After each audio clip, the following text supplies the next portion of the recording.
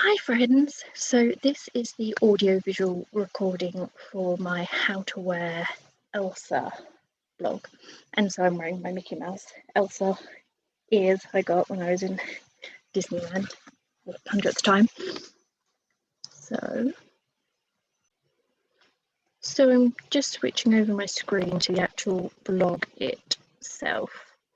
You could ignore my little face in the corner and so I'll read the text out, and if I think of anything else I might add it in, but this is so you guys can look at the board, and I'll just go through sort of the text that goes along with it, even though I've chopped off the top of Elsa's head.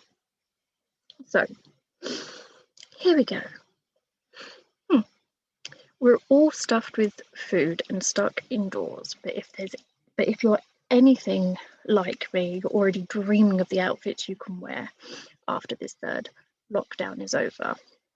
Those who know me will probably tell you I have an unhealthy obsession with shoes and fairy tales and comic books and sci-fi and pretty much most things. I've got a very addictive personality. Anyway, but I don't see how things that I love so much can be that bad, right? So if we ignore the distant cries of my bank account, I do honestly believe that fashion can be affordable, can reflect your personality, and I do understand that there are some pieces that you should invest in, things that you know will last a really long time and are really good quality, and then there are other things that doesn't really matter so much. So do you ever wonder what happens after the happily ever after that we see in films and books and comic books and TV shows, like with Disney Plus and everything now that we can watch, all of Marvel, DC and Disney films? And there has been a change. There has been a significant change away from, you know, the prince coming and saving the princess, which I do really like. But particularly Frozen and Frozen 2, which I prefer more than Frozen 1. Unpopular opinion, but you know, that's just me. So I created this blog to help others like me who really want to get like their favorite character style but not make it look too much like a costume. So I've got two outfit boards together. I've put two together, sorry, to help visualize sort of the subtle character traits you can absorb and only other people in the know will understand. So some people will be like, oh yeah, it's just a blue jacket, but then some people will be like, oh look, there's a snowflake and it's blue. Frozen. So that's my aim. So with this look, it's more of a daytime casual or work look, and it combines the pale blue and the white, which is typical in sort of like Elsa's dress colours. The corset top creates a really flattering hourglass figure and also has the long sleeves, referencing back to the Elsa at the top of the screen in the Frozen 2 outfit. And personally, I like the zip because it makes it a tiny bit more sexier than, you know. But anyway, hourglass figure, which is a signature for her. See how her waist goes in and her hips go out, which is actually not very common to Disney princesses. The peacoat in this is my hero piece. It brings the whole Elsa silhouette, keeps you warm in the winter, and the jewellery, like the chunky bangle and the earrings. So the bangle is all about the Northern Lights, which, you know, we see in Frozen 2, but is also very common up in like Nordic countries, which we know is where it's based. Somewhere between Denmark and Iceland is where we think it is. And the little snowflakes, obviously snowflakes. Blue jeans because 1, super comfy, 2, never go wrong with blue jeans. They're literally the best clothes to wear. You can wear anything under them, like no panty lines, and they're just super with everything. And Levi, and that's another one that I do agree with, sort of investing in.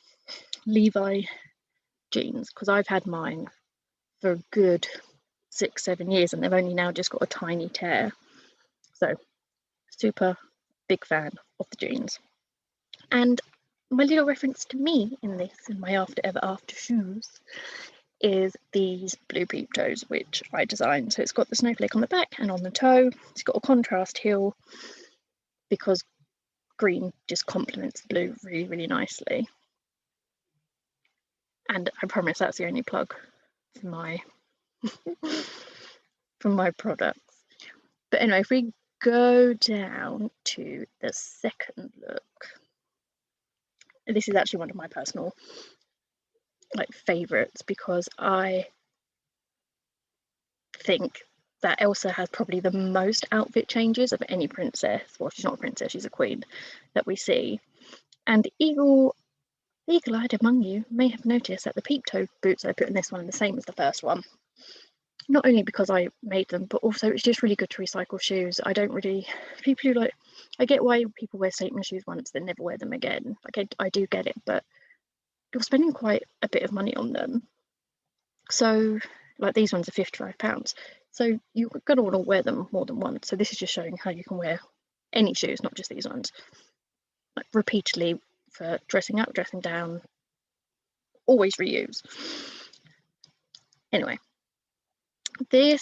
so the hero piece in this for me, and is a great way to save money because it literally goes with pretty much any event. Weddings, brunch with girls, it's literally the most versatile thing you can own, which is a jumpsuit.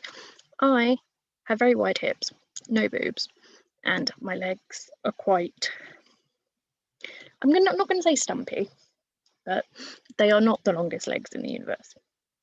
So I go for ankle grazer jumpsuits, because then you can wear flats with them and it doesn't trail on the floor and get all dirty, and you can wear heels with them and dress it up. This one I really like because it's a Karen Millen one. So again, this one is an investment, but any will do. And I really like how the diamonds at the top really mimic the dress that Elsa has in the second film. The bag is to pick up on the green accent in the shoes, because we don't want it all just be blue and white, because that can it can become a bit boring and a bit too obvious. So it picks up on the green. Varying shades of blue all go together. The white jacket is just a leather jacket, but a biker style jacket, because they're just, in my opinion, the coolest jackets, and I think I own about 6 in different colours. All of them fake, because I can't afford to spend 75 quid on a leather jacket all the time. And it just really sets this look off, because biker jackets are really good at cutting off just where your waist ends and your hip begins. So it keeps the shape that you want without making it look frumpy.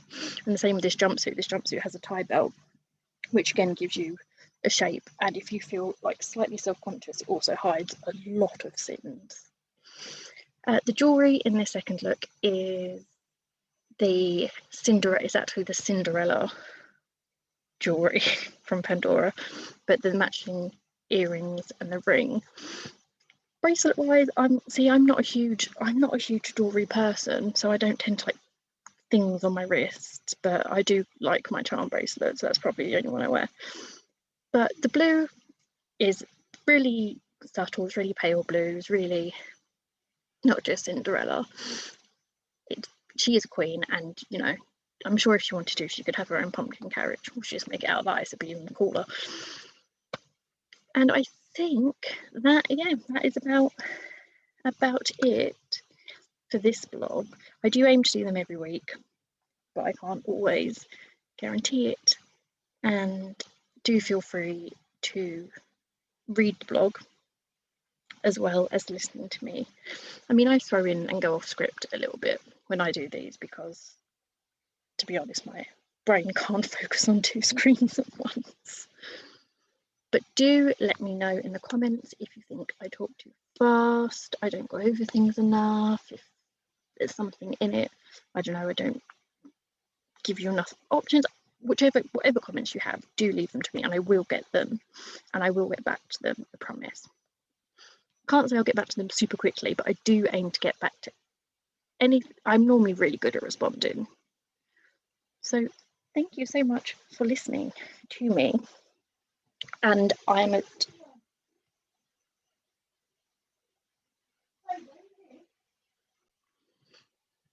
apologies.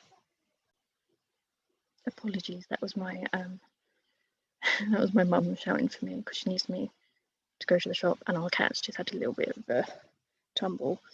So yeah, thank you so much for listening, and do listen, read all the other vlogs. Great.